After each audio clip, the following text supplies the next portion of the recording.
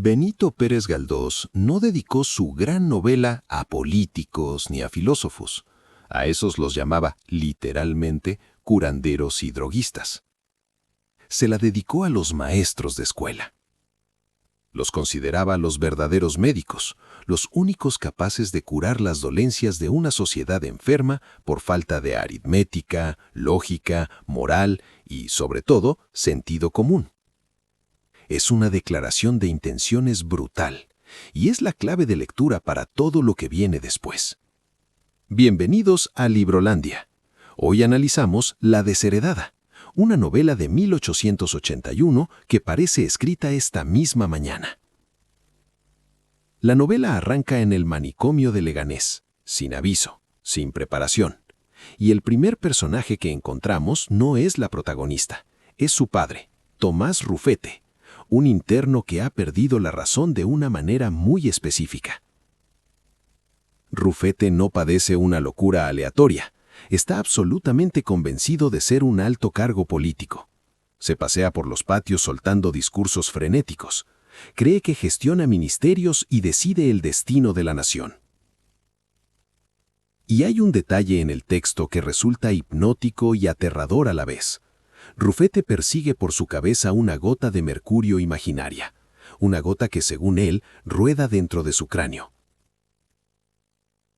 Esa gota no es un símbolo abstracto. Para él, representa una cifra exacta: 167.223.412 pesetas con 75 céntimos.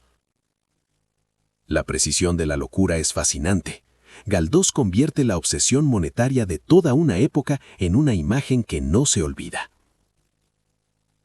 Mientras Rufete delira con gobernar millones desde su celda, la realidad burocrática sigue su curso. La familia no puede pagar la pensión. Los médicos lo trasladan a la sección de pobres, descrita como un agujero de miseria absoluta. El hombre con cientos de millones imaginarios en la cabeza, arrastrado a la indigencia real. Pero lo más perturbador no es eso, es cómo Rufete procesa el traslado. Los cuidadores que lo controlan no son enfermeros. En su delirio son la oposición política, la prensa hostil, el país entero pidiéndole cuentas. Y en medio de ese delirio pronuncia una frase que vertebra toda la novela. Hay muchos cuerdos que son locos razonables. Con esa línea, Galdós borra el muro del manicomio. Nos dice que la ambición desmedida, la falsa grandeza, el vivir por encima de las posibilidades no nacen ahí dentro. Son las mismas ideas que circulan libremente por los salones y las calles de Madrid. La única diferencia es que en Rufete operan sin el filtro de la convención social. Los locos de Leganés son la versión sin editar de los ciudadanos que pasean fuera. Esa locura clínica del padre fluye como una herencia envenenada hacia la protagonista, su hija, Isidora Rufete. Llega a Madrid armada con una fe ciega, una creencia inquebrantable que moldea toda su existencia. Está segura que no es hija de Tomás Rufete, no pertenece a la miseria. Cree, basándose en unos supuestos documentos, ser la heredera secreta de la marquesa de Arancis, la nieta legítima de una casa noble. La colisión con la realidad es inmediata y espectacular. Su tía, a quien apodan la sanguijuelera, vive en Las Penuelas. Para quien no conozca el Madrid del siglo XIX, no era precisamente un barrio elegante. Era un laberinto periférico de fango, chabolas, peleas y pregones. Un mundo opuesto en todo a los palacios que Isidora cree que le corresponden. La tía está harta de ver cómo la joven desprecia el trabajo manual y vive de ilusiones. La llama, con un sarcasmo castizo perfecto, marquesa del pan pringado, y termina amenazando con echarla a escobazos si no espabila y se pone a trabajar. Pero hay otro personaje que intenta anclarla a la tierra con más paciencia: Augusto Miquis, estudiante de medicina, amigo de infancia. Miquis no usa escobazos, usa ironía. La lleva a comer a un Ventorrillo, una taberna humilde al aire libre, lugar de clases populares, un sitio que a Isidora le parece espantoso. Y allí Miquis le recuerda que ambos nacieron en la misma aldea manchega, que de niños correteaban descalzos por las mismas calles. Le da entonces una lección con una metáfora preciosa.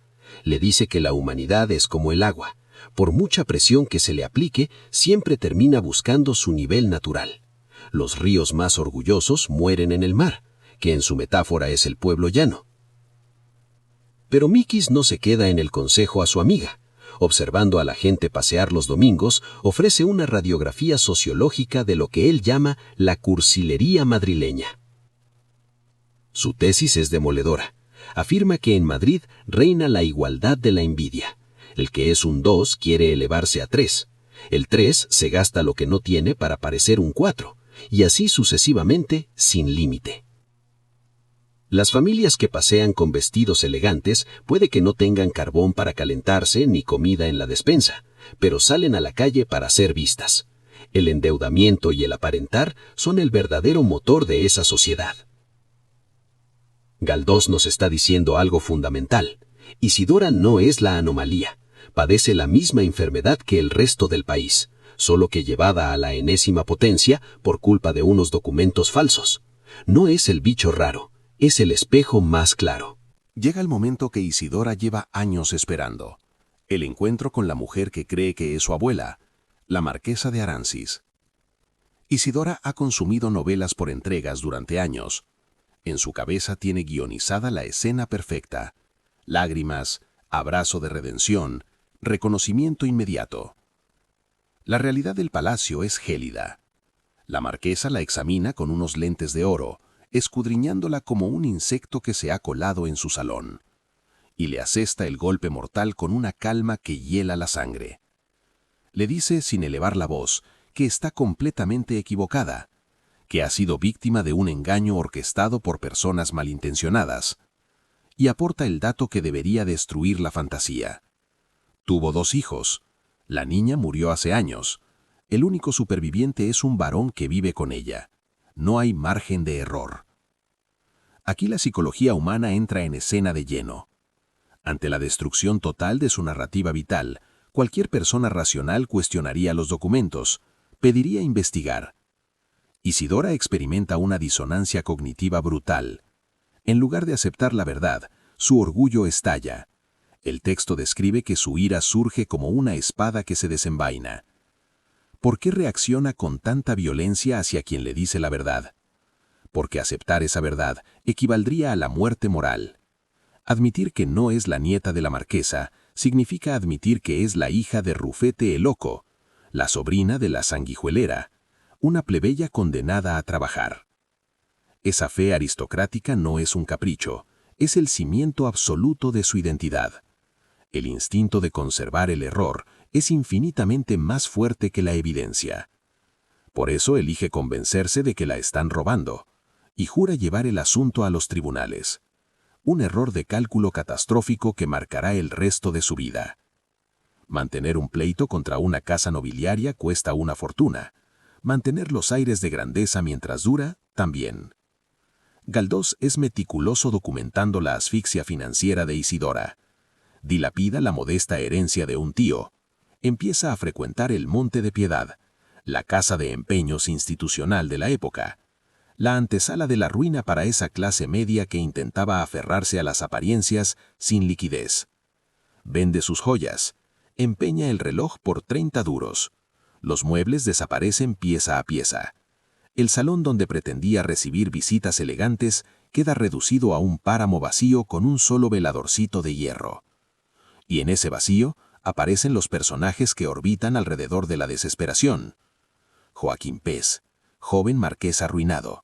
Si buscamos un paralelismo hoy, sería el individuo que vive en un ático de lujo, conduce un deportivo de alquiler y tiene todas las tarjetas al límite.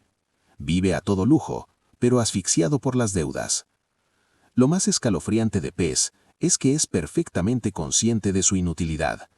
Llega a redactar una carta de suicidio donde no culpa a la mala suerte, sino a su educación basada en la vanidad. Se pregunta por qué, siendo hijo de un modesto empleado, lo educaron para competir en ostentación con los grandes de España, en lugar de enseñarle un oficio. Joaquín e Isidora se atraen inevitablemente. Son almas gemelas en su vanidad. Ambos víctimas de una sociedad que enseña a desear el lujo, pero desprecia el esfuerzo necesario para conseguirlo.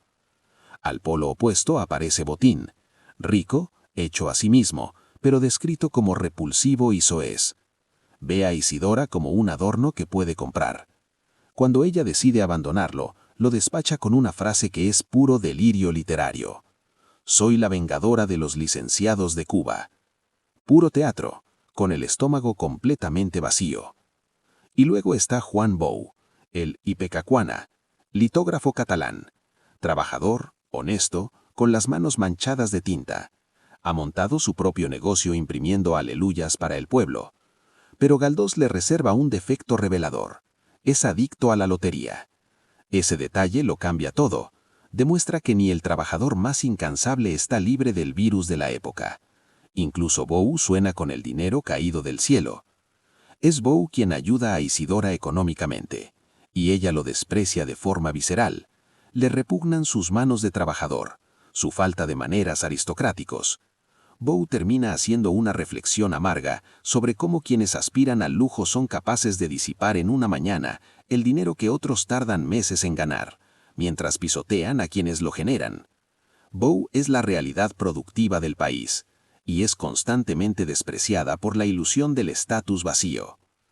Pero la fantasía de Isidora no solo la destruye a ella, funciona como un virus que infecta a su hermano menor, Mariano, apodado Pecado. Isidora le ha inculcado que son nobles legítimos a los que han usurpado su fortuna. Mariano absorbe esa idea y la convierte en excusa para su propia vagancia. Si es aristócrata, no puede humillarse trabajando. El trabajo manual se vuelve una indignidad. Pero Mariano no tiene las fantasías literarias de su hermana. Su resentimiento toma un camino más violento. Decide que la ley la escriben y la compran los ricos. Su respuesta es la violencia directa. Planea un explosivo contra los palacios de la gente egoísta.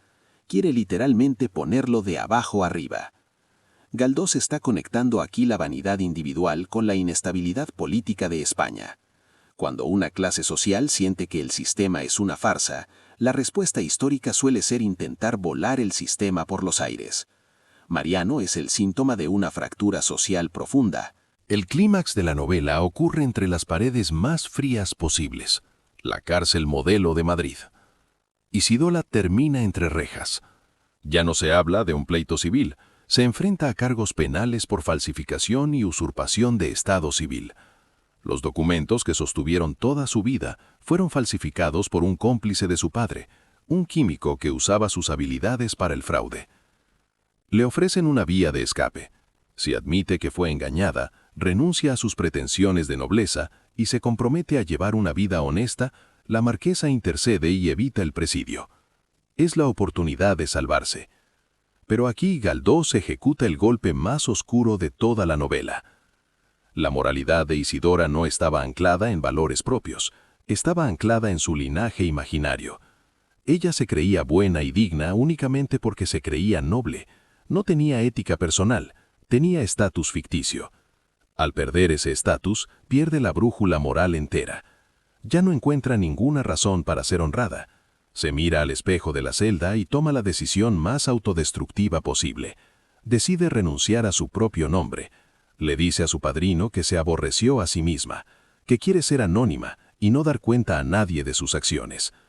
Abraza voluntariamente la marginación de la que había huido toda su vida.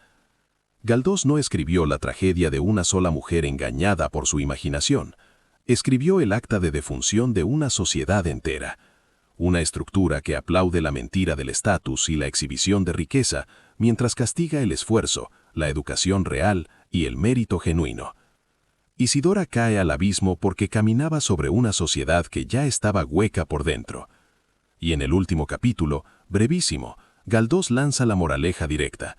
Nos advierte: si alguna vez sentimos el anhelo de llegar alto, nunca debemos fiarnos de alas postizas. Lo mejor es que nos salgan alas naturales a base de esfuerzo, y si eso falla, tomar una escalera y subir peldaño a peldaño.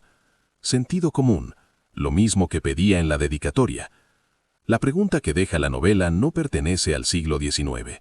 En una era saturada de filtros y postureo digital, donde las redes nos empujan a proyectar un éxito que muchas veces es pura ficción, ¿Cuántas alas postizas estamos usando para mantener una imagen irreal? ¿Cuánta energía gastamos en parecer, en lugar de invertirla en construir algo real? Galdós afiló su pluma hace más de un siglo, pero su bisturí sigue cortando con la misma precisión. Hasta la próxima.